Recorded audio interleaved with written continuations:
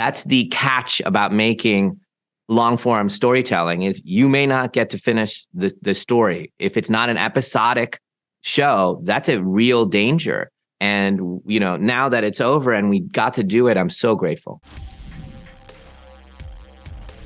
I'm very happy to talk with you for sadly one final go of Servant. But at the same time, I mean, it's great that you're getting to close out this book on your own terms. What is that like for you coming to the end of this road? The thing you just mentioned is something that's not a small thing that now in retrospect, as I'm almost done, I haven't quite finished the last episode, putting in the music, sound effects and all that stuff. But as I'm getting to my last things, I counted out last night how many hours I have left working on Servant. And it's not many hours left. And then I went, God, there was no guarantee that we were going to get to finish this. There was no guarantee that we would make it there practically, that Apple would want us, that the audience would want us. And we were one of those rare shows that got to make the show on our own terms, be growing in popularity throughout all of the seasons and finish the story. So that's the catch about making long form storytelling is you may not get to finish the story. If it's not an episodic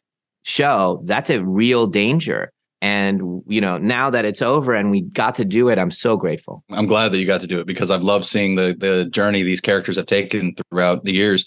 And I especially love how season 4 just kicks off right away and with the action as Leanne is coming under attack. I mean, was that always the thought process when putting season 4 together was it's time to just go and go? During the pandemic, I put together kind of 20, 22, 23, 24 episodes in my ideas. Could we do an episode about this? Could it be structured this? And this episode, the one you're referring to, the first episode of the final season, I was like, oh, wow, we're going to do an episode all inside of a car outside the brownstone.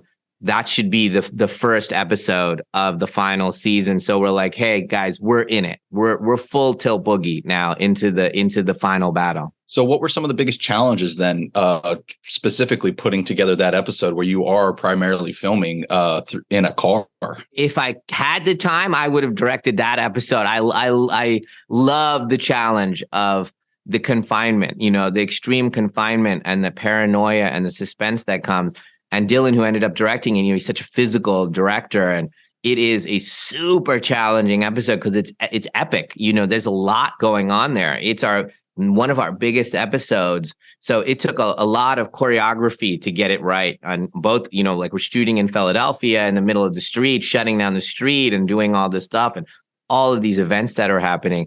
It's fun to think of how do you do a epic story, but through a straw, essentially, you're looking at it through a small porthole. And I love that feeling, growing up, seeing movies that have done that, whether it's Night of the Living Dead or The Exorcist, where giant events are happening through that. As you can tell, I love that approach. It's an approach that really does play out effectively in the episode as well as throughout the rest of your work. And I really look forward when I can see the rest of this final season and see how it all closes out. So thank you so much for taking the time. It's always great chatting with you. And I'm really excited to spread the word about this one.